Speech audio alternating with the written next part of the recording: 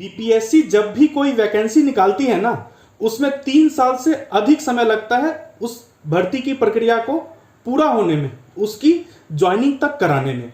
अब ऐसा क्यों होता है, इस समय को आप लोग समझिए, और फिर हम लोग इस पर भी बात करेंगे कि ऐसा होना ही नहीं चाहिए। हम उसके समाधान की भी बात करेंगे, क्योंकि हम लोगों को परेशानी किस चीज से होती है।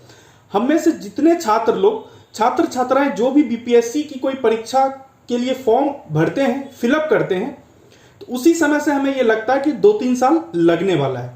होता क्या है, एक एडवर्टीजमेंट निकाली बीपीएससी ने, उसमें 1-1.5 महीने का समय दिया, आप लोग अपना अपना फॉर्म फिलअप करो। फॉर्म लोगों ने फिलअप कर दिया, फॉर्म की हार्ड कॉपी बीपीएससी तक पहुंच गई। अब क्या होता है, अब बीपीएससी 2-3 महीने आराम से सोती है। उसके बाद फिर बीपीएससी के कोई अधिकारीगण एक लेटर जारी करते हैं, कोई एक नोटिस जारी करते हैं विभाग में, एक फाइल चलाते हैं, उसमें कहते हैं कि अब एक कमेटी का गठन किया जाए जो इन सभी फॉर्म्स का स्क्रूटनी करेगी, सारे डॉक्यूमेंट्स का स्क्रूटनी करेगी। तो भैया वो फाइल 2 महीने पहले घूमती है इधर उधर, एक टेबल से दूसरे टेबल फाइल घूमने के बाद फाइनली उसका स्क्रूटनी का कमेटी गठित हो जाता है। अब उस कमेटी को स्क्रूटनी करना है। कमेटी ने 2-4 दिन स्क्रूटनी करा, फिर कमेटी को दूसरा काम आ गया, फिर स्क्रूटनी बंद, कोई छुट्टियां आ गई बीच में, पर्व त्योहार आ गया, फिर धीरे धीरे करके लगभग 1 साल लगाते हैं फॉर्म्स का स्क्रूटनी करने में। और जब स्क्रूटनी पूरा हो जाता है, फिर एक लिस्ट जारी करते हैं, फिर बताते हैं कि देखो भैया ये लिस्ट है, इस लिस्ट में आप लोग देख लीजिए, आप में से इतने लोग हैं जिनका कि सारा फॉर्म्स मिला है में डॉक्यूमेंट, कुछ लोगों में ये डॉक्यूमेंट्स मिसिंग है, आप फिर से दोबारा भेजो डॉक्यूमेंट, फिर आप दोबारा भेजिए, फिर ये वो लोग उसे वेरीफाई करते हैं। इसमें इनका 1-1.5 साल का समय लगता है।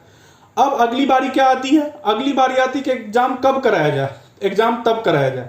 तो फिर एग्जाम का एक डेट निर्धारित किया जाता है, एग्जाम कराने का यह प्रयास करते हैं।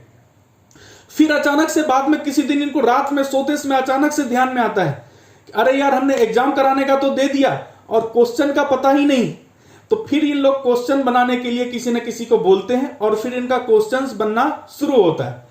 क्वेश्चन कहां से बनाएंगे, अगर हम सिविल सर्विसेज को छोड़ दें तो बाकी चीजों में क्वेश्चंस कहां से बनाएंगे, किसी को बता दिए क्वेश्चन बनाने और कहीं से लेकर छाप देते हैं, किसी किताब से सही है गलत है, जो क्वेश्चन है जो गाइड मिला उसी से छाप दो।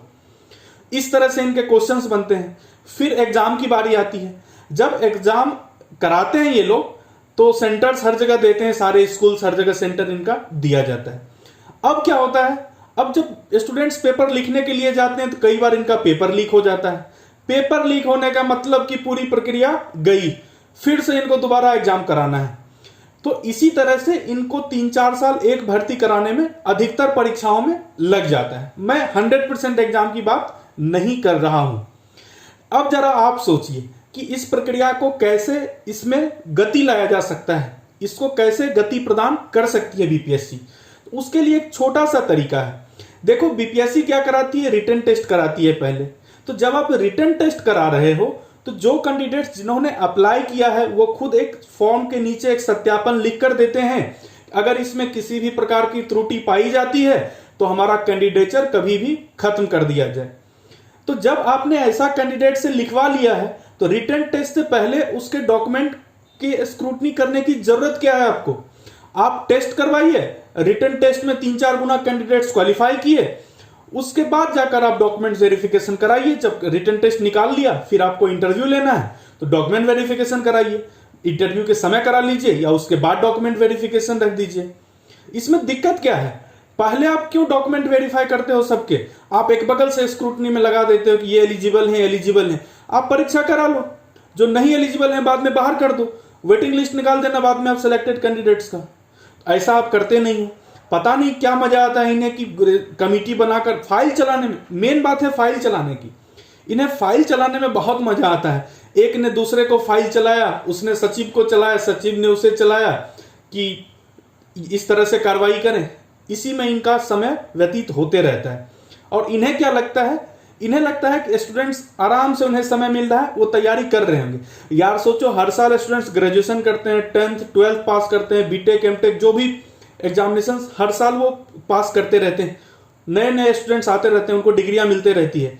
आप हर साल कुछ ना कुछ जॉब अपॉर्चुनिटी बनाओगे या 2-4 साल में एक बार वैकेंसी निकालोगे। तो इन सारी प्रक्रियाओं के खिलाफ लोगों को आवाज उठानी चाहिए, क्योंकि आप लोग अगर इस चीज पर बोलेंगे नहीं ना, तो हमेशा ऐसा ही बीपीएससी करते रहेगी और दिनों दिन और स्लो हो जाएगी बीपीएससी। इसलिए इस तरह की चीजों को जब हम लोग देखते हैं, उसकी एनालिसिस करते हैं, तो हमें लगता है कि ये ज्यादा नियम कानून बनाने से अच्छा है कि सिंपल सा रिटन टेस्ट कराओ, जल्दी एडवर्टीजमेंट निकालो, उसी में क्वेश्चंस बनवा लो।